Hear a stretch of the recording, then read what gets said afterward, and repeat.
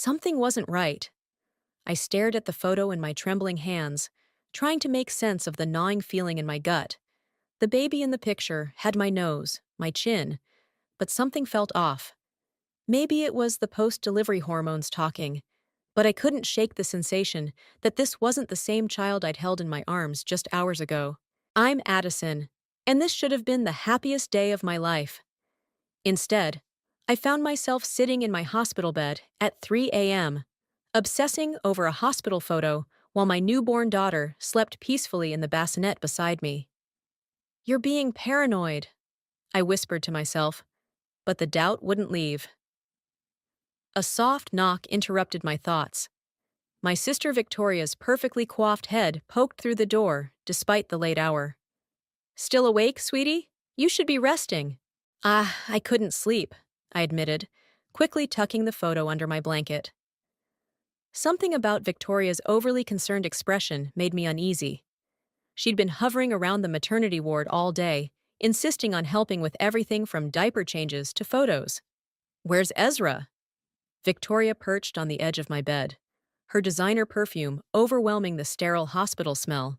"He went home to shower and grab some supplies." I glanced at my sleeping daughter, that protective instinct surging again. "You're here late." Victoria's smile didn't quite reach her eyes. "Just checking on my favorite sister and niece.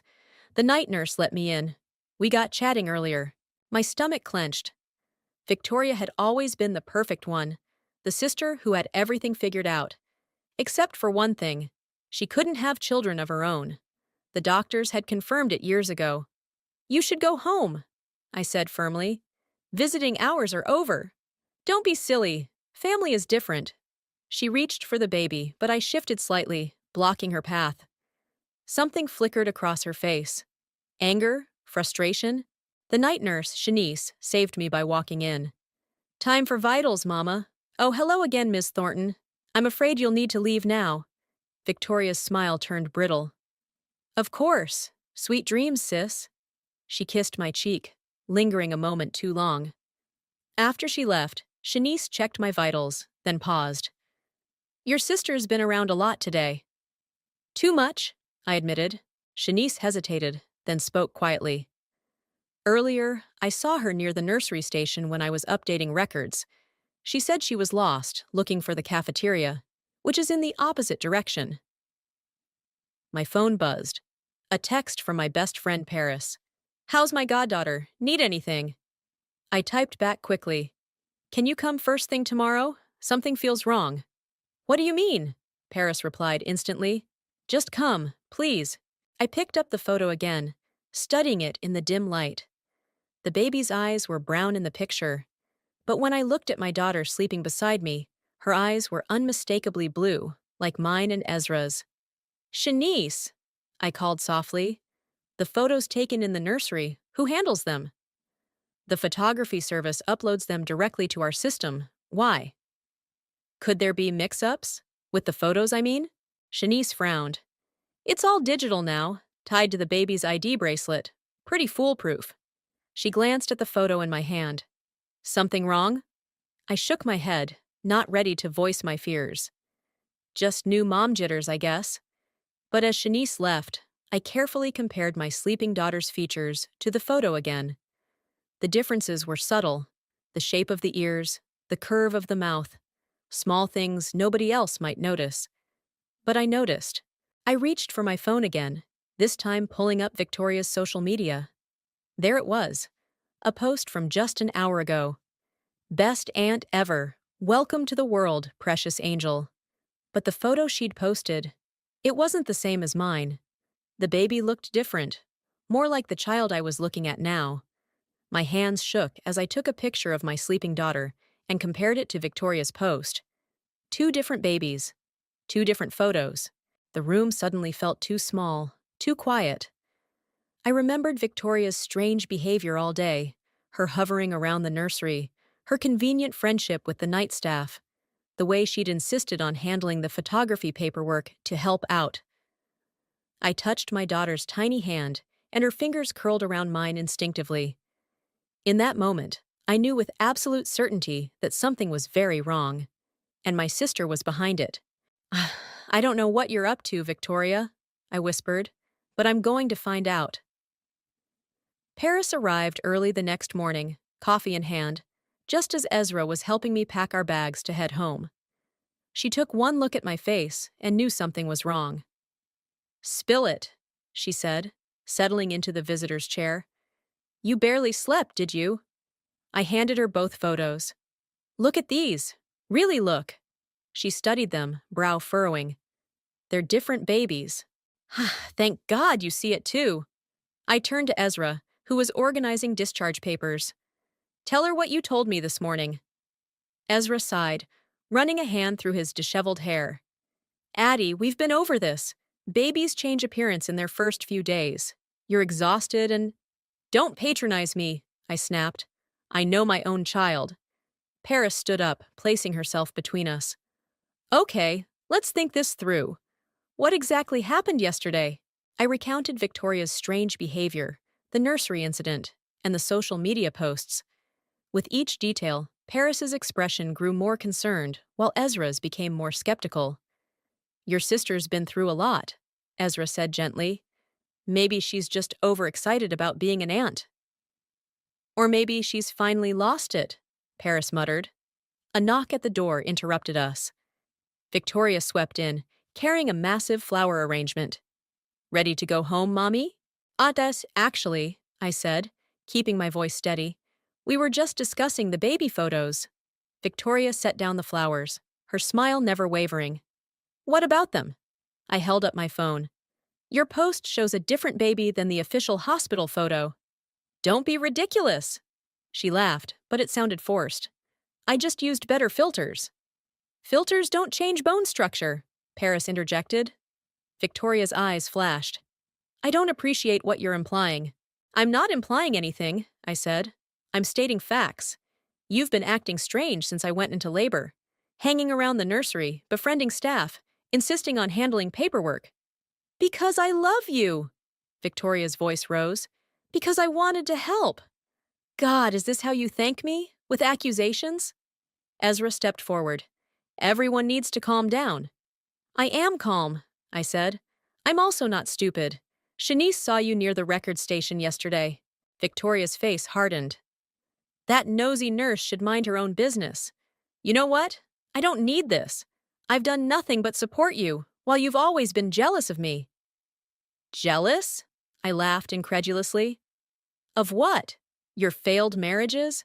Your inability to— Don't! Victoria's shriek cut through the room, making the baby stir. Don't you dare! Paris moved protectively closer to the bassinet. I think you should leave, Victoria.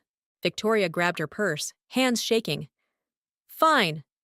But remember, Addison, you're not the only one with access to lawyers. Be very careful what you accuse me of.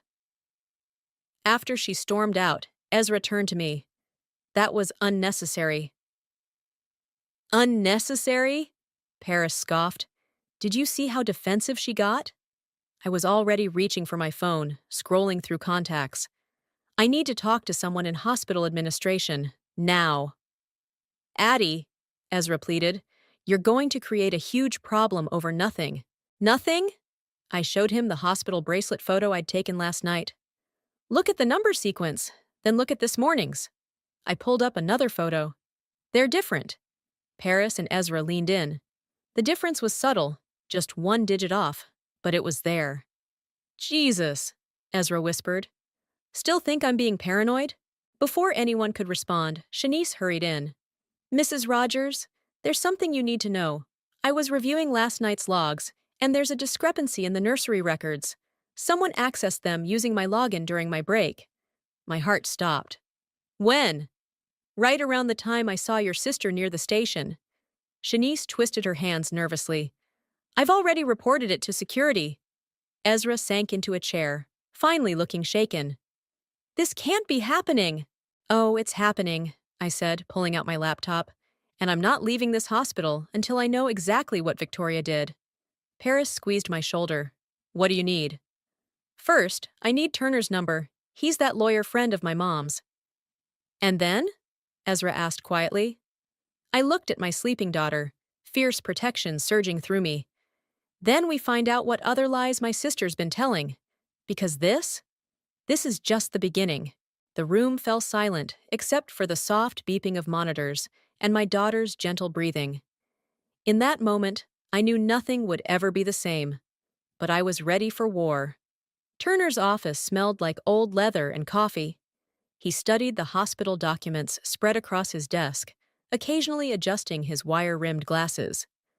"This is serious, Addison," he said finally. "Tampering with medical records is a felony." "I know."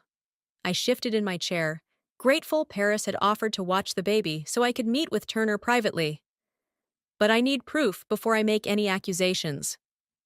"What about the DNA test results?" Turner lifted a paper from the stack. "They're interesting." 3 days after leaving the hospital, I'd secretly ordered maternal DNA tests for both me and my daughter. The results had arrived that morning. Interesting is one word for it. I leaned forward. How is it possible that my daughter and I share different maternal genetic markers than Victoria? Turner removed his glasses.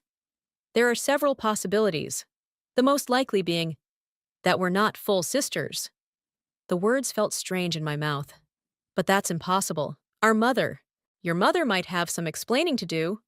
Turner pulled out another document. "I did some digging. There are inconsistencies in both your birth records." A knock interrupted us. Shanice entered, still in her scrubs.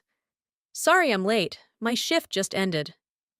"Thank you for coming," Turner said, gesturing to a chair. "Can you walk us through what you witnessed that night?" Shanice nodded. "I was doing my rounds when I saw Victoria at the nurse's station. She claimed she was lost, but I'd seen her there before. Later, I checked the computer logs and found someone had accessed the records using my credentials." "Could you see what they changed?" "No, but—" Shanice hesitated. "I did notice something odd. When I was helping with the newborn photos, Victoria kept insisting there was a mix-up with the ID bracelets. She was very persistent about rechecking them." My hands clenched. "She was creating confusion on purpose." "There's more," Shanice added. "The next morning, I overheard her arguing with someone on the phone. She said something about fixing a mistake and making things right." Turner scribbled notes. "Did you report this?" "Yes, but—" Shanice looked uncomfortable. "Yesterday, hospital administration told me to drop it. Apparently, Victoria's husband is on the hospital board." "Of course he is," I muttered. Victoria's third husband was some hotshot executive. She'd made sure everyone knew it. My phone buzzed. A text from Ezra. "Your sister just showed up at the house. Says she wants to talk." "Don't let her in," I typed back. "I'm on my way." Turner gathered the papers. "We need more concrete evidence before we can proceed legally. But Addison—" He paused. "Be careful. People who manipulate records usually have bigger secrets to hide." I rushed home to find Victoria sitting on my porch steps, makeup perfect as always. Ezra stood in the doorway, looking uncomfortable. "We need to talk," Victoria said, standing. "About what? How you tampered with hospital records?" She flinched. "You don't understand. I was trying to protect you." "Protect me?" I laughed harshly. "From what?"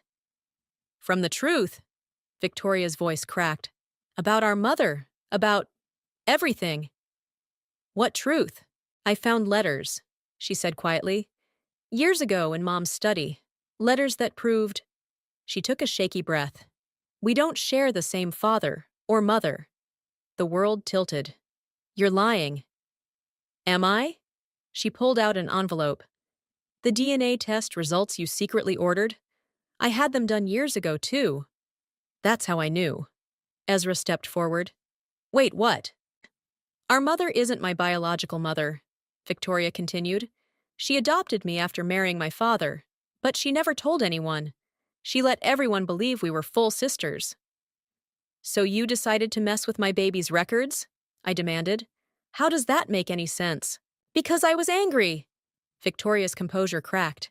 "You got everything I couldn't have. A baby, a happy marriage, our mother's real love. I thought if I could just create enough doubt about the hospital records, you'd feel what I felt. That uncertainty, that fear." "You're insane."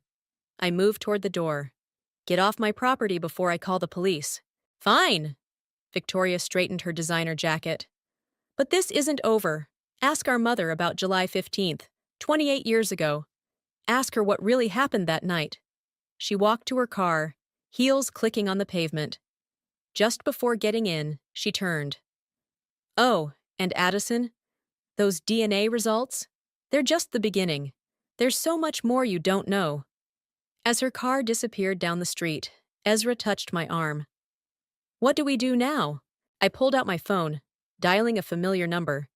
Now we talk to my mother, and this time, she better tell the truth.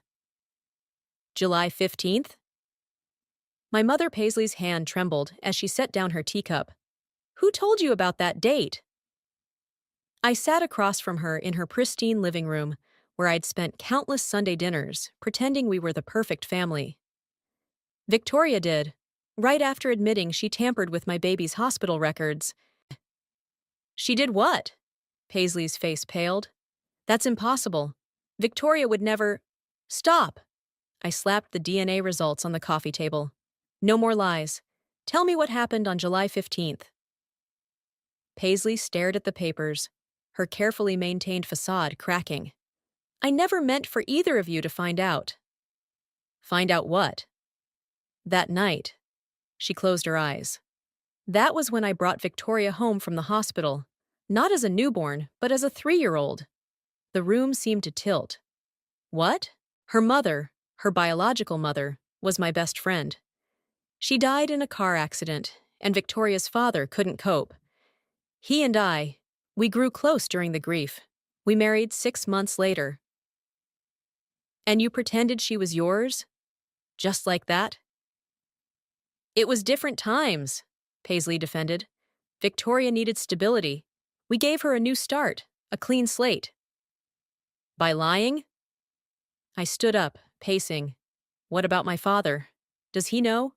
Paisley's silence was deafening. Mom? Your father.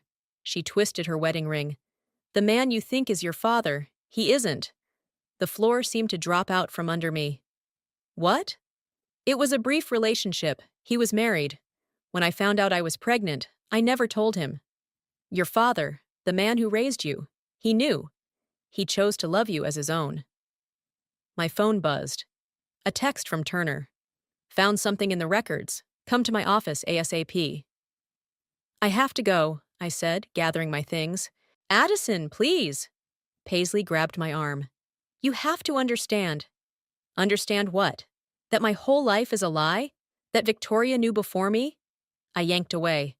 Did you know what she was planning at the hospital? No. But Victoria, she's always been fragile. When she found out she couldn't have children, that doesn't excuse what she did. Of course not. Paisley's voice cracked. But she's still your sister. No, I said coldly. Apparently she's not. Turner's office was cramped with Paris, and Ezra already there when I arrived. Files covered every surface. Look at this, Turner said, pushing forward a document. Victoria's original birth certificate. Her biological mother's name is listed as Margaret Winters. My mother's best friend, I confirmed. Here's where it gets interesting. Turner pulled up another file on his computer. Margaret Winters didn't die in a car accident. She disappeared. The police suspected foul play, but could never prove anything. Paris leaned forward. What are you saying? I'm saying someone went to great lengths to create a new identity for Victoria. And your mother was involved. My phone lit up with a text from Victoria. Found Mom's old diary. You're not going to believe what's in it. Meet me at the park in an hour if you want the truth. It's a trap, Paris warned when I showed them. Probably, I agreed. But I need to know. I'm coming with you, Ezra said firmly. The park was empty, except for Victoria, sitting on a bench with a worn leather book in her lap. I knew you'd come, she said without looking up. Curiosity always was your weakness, just like manipulation was yours. I stayed standing. What's in the diary?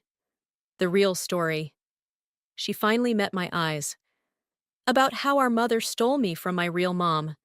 About how she convinced everyone Margaret had died. About how she built her perfect little family on lies. You're lying. Am I? She opened the diary. July 15th. Margaret won't let go. She's threatening to tell everyone. I can't lose my family now. Not after everything I've done to create it. My hands shook. That doesn't prove anything. No? Victoria pulled out more papers. These police reports might. Turns out Margaret didn't just disappear. She was last seen arguing with our mother. The same mother who suddenly had a new daughter days later. Why are you doing this? Because you deserve to know what kind of woman raised us. Victoria stood. And because now you know how it feels to have everything you believed in torn apart. She held out the diary. The truth hurts, doesn't it, sister? Or should I even call you that anymore? I took the diary, my world splintering into pieces. This isn't over. No. Victoria smiled coldly. It's just beginning.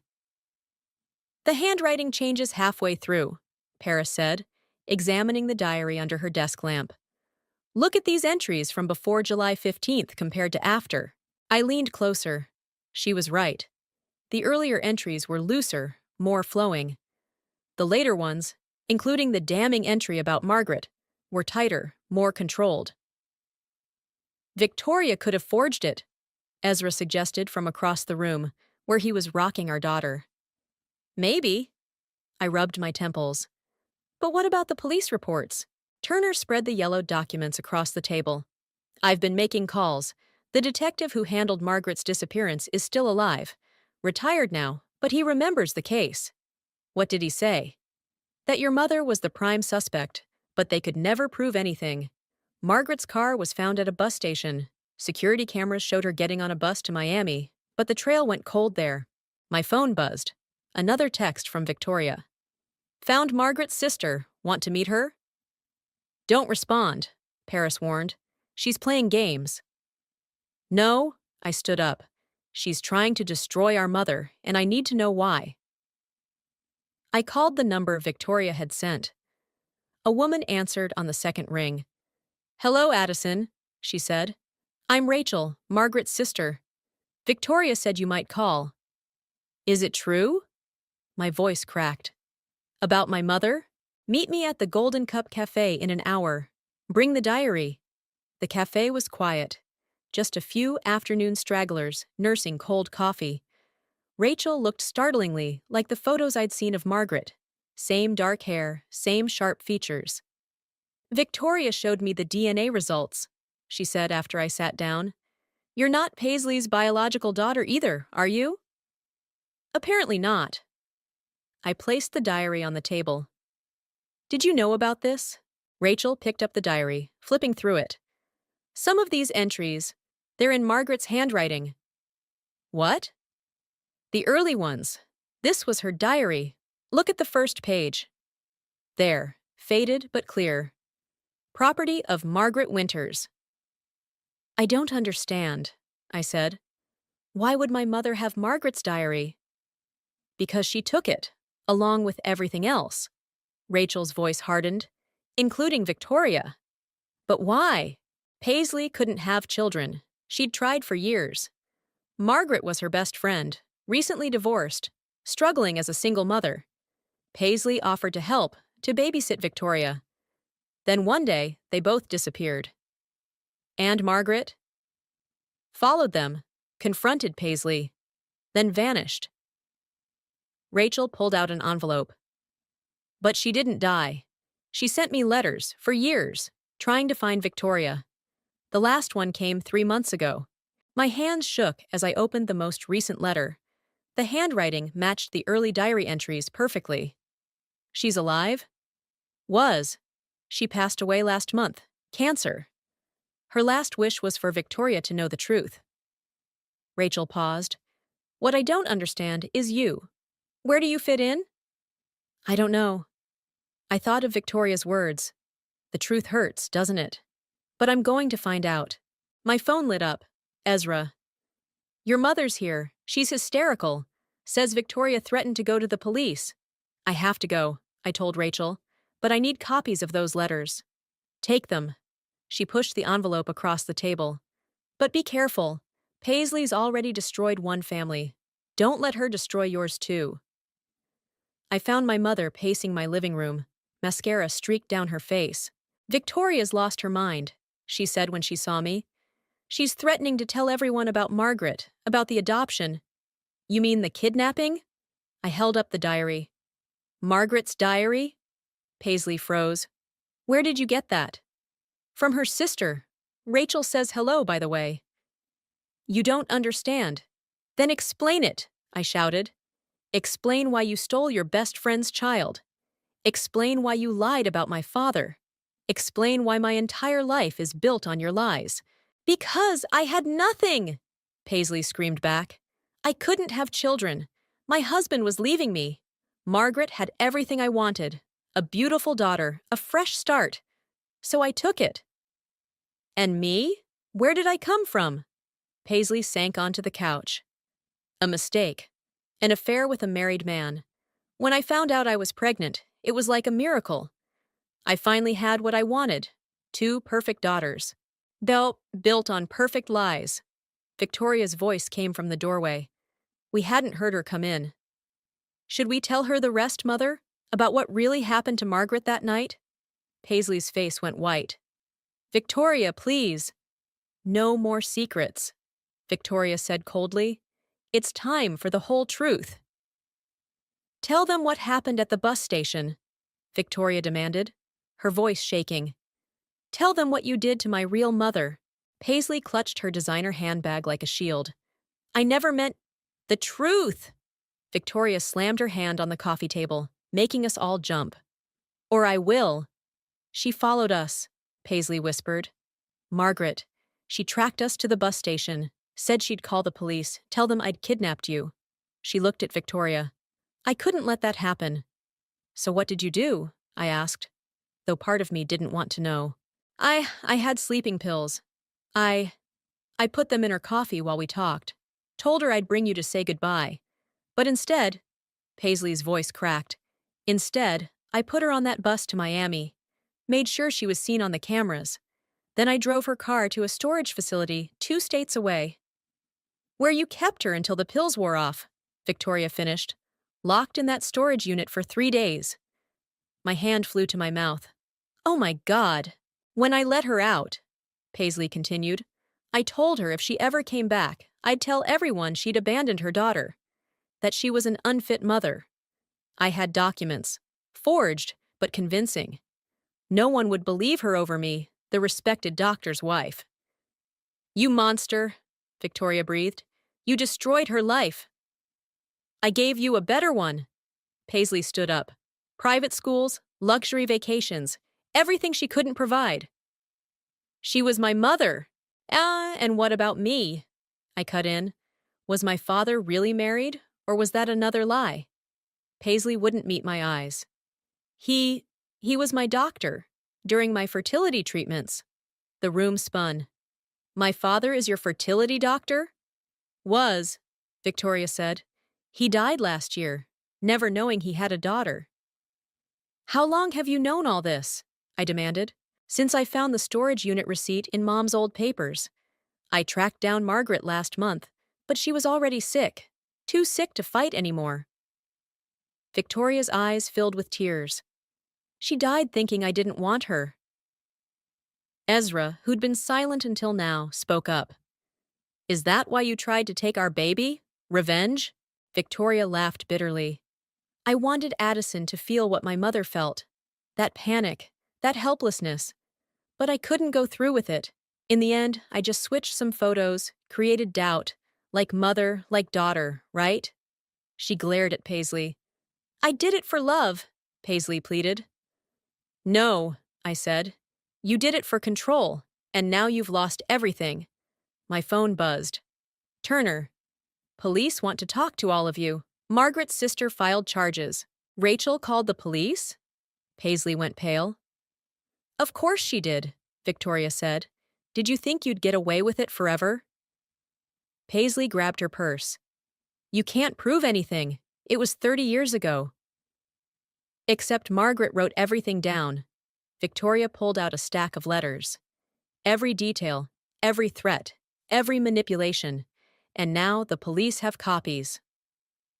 Red and blue lights flashed outside my window. Car doors slammed.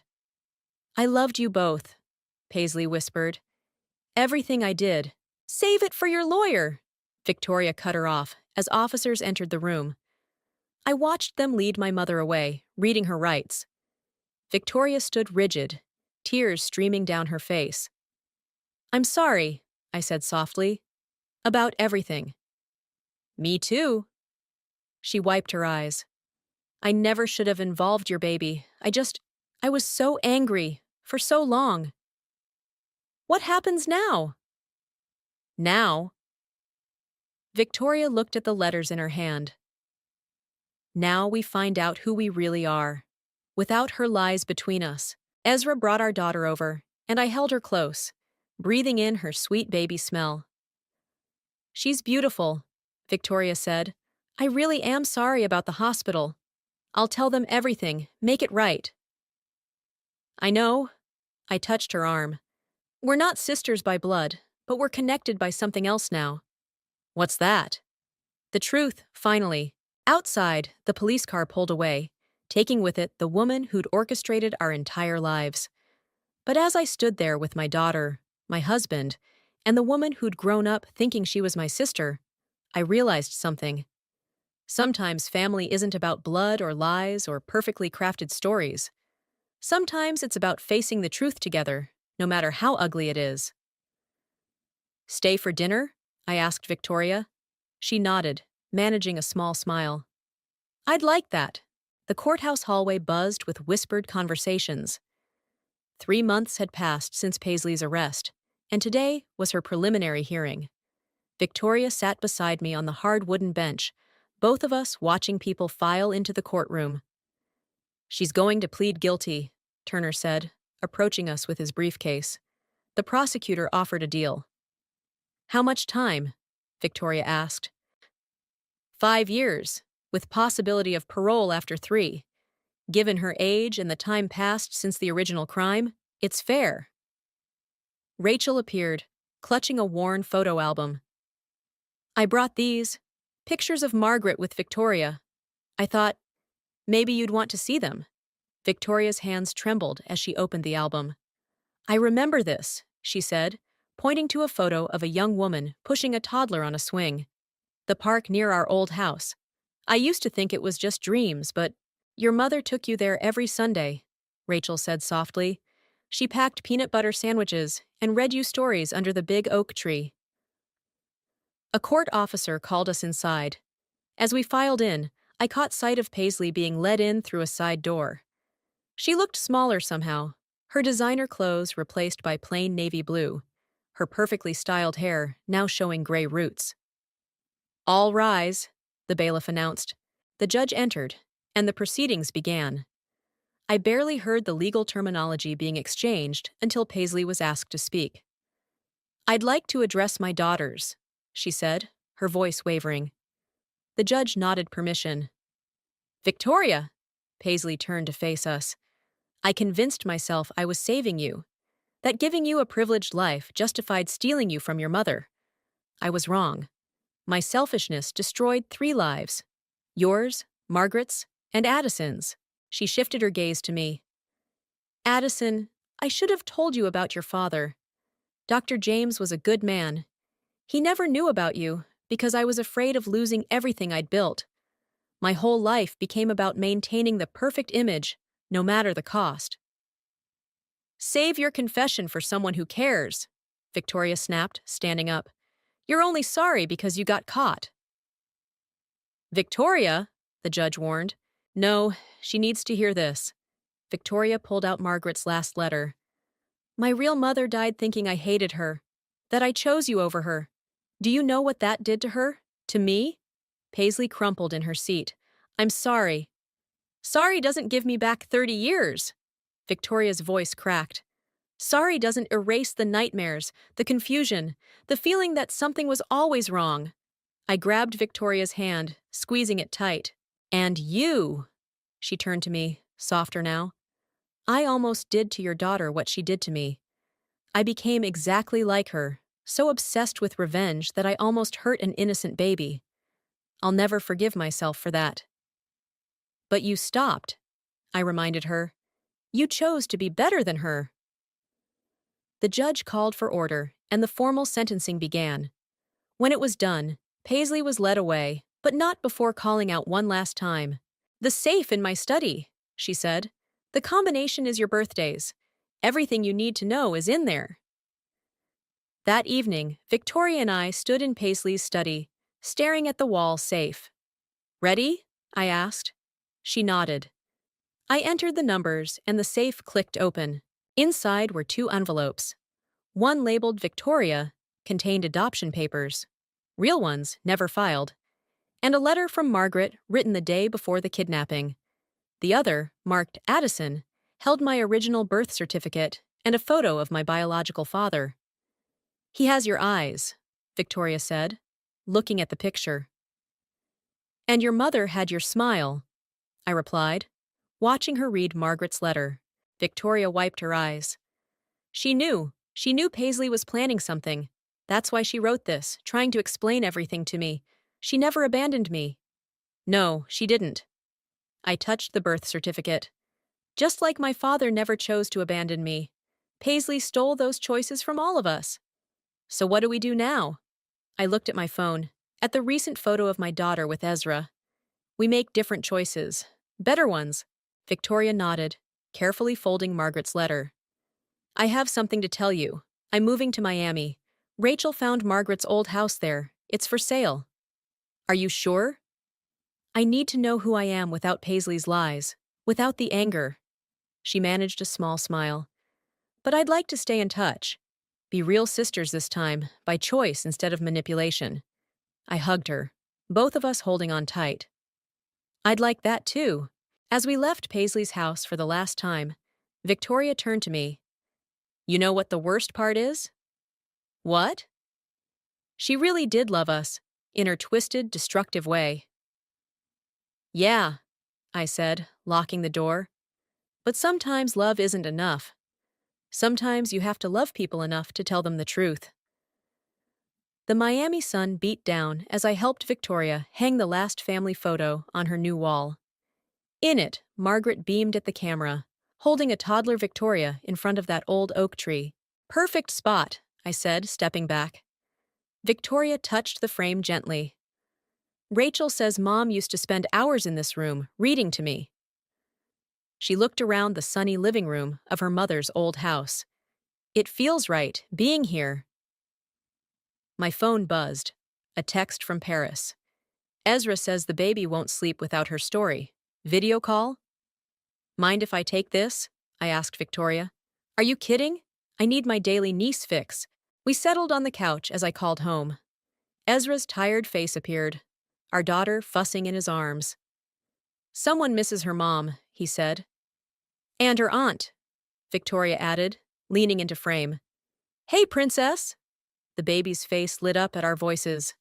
As Ezra read her favorite story, Victoria's doorbell rang. That'll be Rachel with the rest of Margaret's things, she said, heading to answer it. But it wasn't Rachel at the door. It was an older man, distinguished-looking, with familiar blue eyes. My eyes. Dr. James, I breathed. I got your letter, he said. I hope it's okay that I came. Victoria appeared behind me. I'll give you some privacy. No, I said quickly. Stay, please. We moved to the living room, where Ezra and the baby were still on video call. Is that? Ezra asked. My father. My biological father. I turned the phone so he could see. Meet your granddaughter. Dr. James's eyes welled up. She has our eyes. I'm so sorry about the letter, I said. I know it must have been a shock. Finding out I had a daughter? That Paisley kept you from me? He shook his head. I should have known. She was unstable even then, but I never imagined she'd go so far. Did you love her? Victoria asked quietly. I cared for her. She was my patient, desperate for a child. I broke every ethical code by getting involved. When she stopped coming to appointments, I assumed she'd moved on. He looked at me. If I had known. You didn't know, I said firmly. Just like Margaret didn't know what Paisley would do to Victoria. One person's lies destroyed so many lives. But not anymore, Victoria said. That's why I bought this house. To reclaim what was stolen, not just from me, but from my mother. And now you two can build something new. Something real? Dr. James pulled out an old photo. I found this in my records. The day Paisley first came to my clinic. I never connected it until I got your letter, but look. In the photo, a much younger Paisley sat in a waiting room. Behind her, barely visible, was a woman with a small child, Margaret and Victoria. They were there the same day, I realized. The day it all started, Victoria said, when Paisley saw what she wanted and decided to take it. But that's not how family works, I said, looking at my father, then at Victoria, then at my daughter on the screen. Real family is built on truth, not lies. On choice, not control. Dr. James cleared his throat. I know I can't make up for lost time, but if you're willing, I'd like to try. To be part of your life and my granddaughter's. Ah, I'd like that, I smiled. We can start now. Stay for dinner? Victoria makes amazing lasagna. Margaret's recipe, Victoria added. Rachel found her old cookbook. As Victoria headed to the kitchen, I showed Dr. James, Dad, around the house, pointing out the photos, sharing stories. Ezra kept the video call going, letting the baby babble at her newfound grandfather. Later, as we sat around Victoria's dining table, I looked at these people brought together by both tragedy and healing. My sister by choice, rebuilding her life in her mother's home. My biological father, tentatively stepping into his role as parent and grandparent. My husband and daughter joining us through a screen, but present in every way that mattered. To new beginnings, Victoria raised her glass. And to the truth, no matter how hard it is. To family, I added, the kind we choose, not the kind we're forced into. To healing, Dad said quietly. As the Miami sunset painted the room golden, I felt the last pieces of Paisley's web of lies dissolving. In their place was something stronger, a family built on honesty, forgiveness, and choice. Victoria caught my eye and smiled. Without words, we both knew. This was what real sisterhood felt like. This was what real family meant. And no amount of lies could ever compete with that truth.